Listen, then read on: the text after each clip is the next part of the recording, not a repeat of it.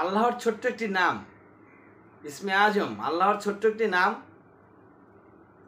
নাম পড়ে পানিতে ফু দিয়ে সেই পানিটা আপনার ঘরের চারপাশে ছিটিয়ে দেন।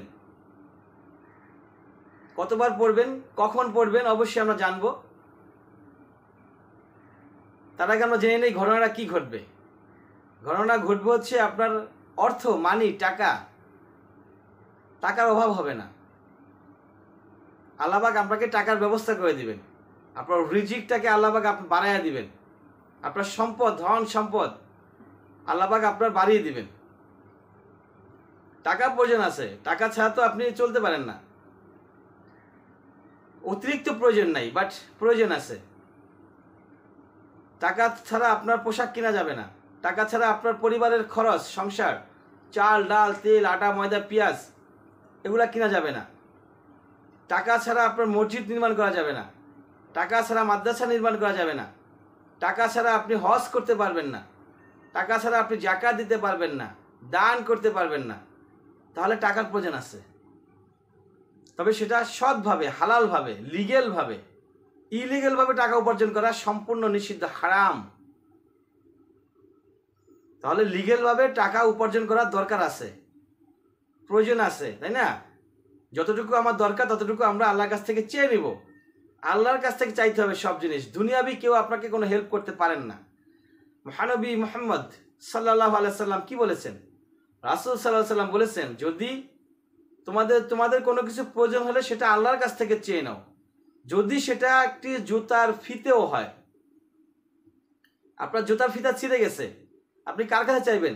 আল্লাহর কাছে চাইবেন। আল্লাহ আপনাকে ইনশাআল্লাহ তাআলা হেল্প করবেন, অবশ্যই করবেন, কারণ আল্লাহ ছাড়া আর কেউ নাই হেল্প করার। তো যেটা বলছিলাম, আল্লাহর একটি নাম ইয়া রহমানু, ইয়া রহমানু, ইয়া রহমানু, ইয়া রহমানু 7 বার পাঠ করবেন। ইয়া রহমানু 7 বার পাঠ করবেন। 7 বার পাঠ করে একটি গ্লাসে, পরিষ্কার স্বচ্ছ গ্লাসের ভিতরে স্বচ্ছ পানি নেবেন, ফ্রেশ পানি নেবেন, সেখানে ফু দিবেন।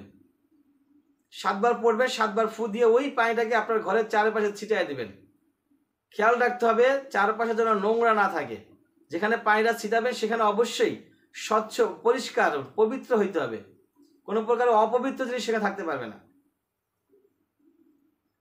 এবং ইয়া রহমানু পড়ার আগে অবশ্যই দুরুদ পড়ে নিতে হবে, ইস্তেগফার পড়ে নিতে হবে। দুরুদ ইস্তেগফার পড়ে তারপরে 7 বার ইয়া রহমানু পড়ে পানিতে ফু দিবেন। ফু দিয়ে তারপরে ওই পানিটাকে ছিটিয়ে দিবেন ঘরের চারপাশে। ইনশাআল্লাহ তাআলা আপনার ঘরে রহমত নাজিল হবে, বরকত নাজিল হবে। আল্লাহ পাকের পক্ষ থেকে আপনার কাছে সাহায্য চলে আসবে। কিভাবে সাহায্য আসবে সেটা আল্লাহ পাক ভালো জানে। আল্লাহ পাকে আমাদের চাইতে সর্বোচ্চ জ্ঞানী হচ্ছেন আল্লাহ পাক। আমরা কিছু জানি না, নিত্যতে জানি না। যদি কোনো ব্যক্তি, পৃথিবীর কোনো ব্যক্তি যদি বলে আমি জানি, তাহলে বুঝতে হবে সে জানে না, কিচ্ছু জানে না। অর্থাৎ আল্লাহ পাকের যে গুণ কীর্তন, শুধু আল্লাহর কথাটা, যদি আপনি আল্লাহ পাকের বরত্ব লিখতে চান, তাহলে সমস্ত পৃথিবীর পানিকে যদি কালি বানানো হয়, এবং সমস্ত পৃথিবীর গাছকে যদি কলম বানানো হয়, এই কলম ফুরিয়ে যাবে, কালি ফুরিয়ে যাবে, আল্লাহর বরত্ব লিখে শেষ করা যাবে না। শুধু আল্লাহর কথা বললাম। আর দুনিয়াতে আল্লাহ পাক যে নিয়ামত দিয়ে রাখছেন, এই মহাগ্রন্থ আল কোরআন দিয়ে রাখছেন। আউযু বিল্লাহি মিনাশ শাইতানির রাজিম, বিসমিল্লাহির রহমানির রহিম, আলহামদুলিল্লাহি রাব্বিল আলামিন। এই যে এইটুকু শব্দ আলহামদুলিল্লাহি রাব্বিল আলামিন, আপনি যদি এইটুকু নিয়ে গবেষণা করেন, এইটুকু নিয়ে লেখালেখি করেন, এইটুকু নিয়ে চিন্তা করেন, আপনার জীবন পার হয়ে যাবে, শেষ করতে পারবেন না। তাহলে আল্লাহ পাক আপনাকে কিভাবে সাহায্য করবে, কোত্থেকে সাহায্য করবে, কোন মারফতে সাহায্য করবে, সেটা আল্লাহ পাক ভালো জানেন। আপনার কাজ হচ্ছে আল্লাহর উপরে বিশ্বাস করুন, আল্লাহর উপরে ভরসা করুন, আল্লাহর উপরে তাওয়াক্কুল রাখুন। ইনশাআল্লাহ তাআলা আল্লাহ আপনাকে দিয়ে দিবেন। ওয়া আখির দাওয়ানা আলহামদুলিল্লাহি রাব্বিল আলামিন।